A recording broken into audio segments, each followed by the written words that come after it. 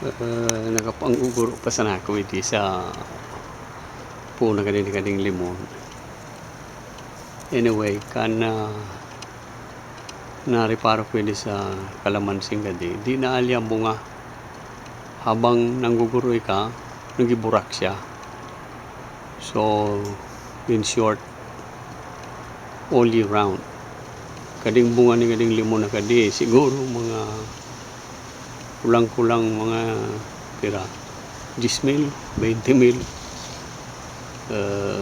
duang supot-supot na sunaguro pwede unan raw yung kaya nanigadi yan sa was. But anyway,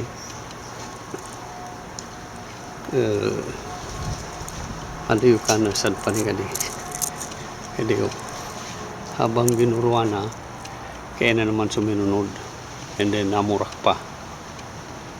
So kin all year round kading suwang kadi iyan sa was kin kana weather di apektado.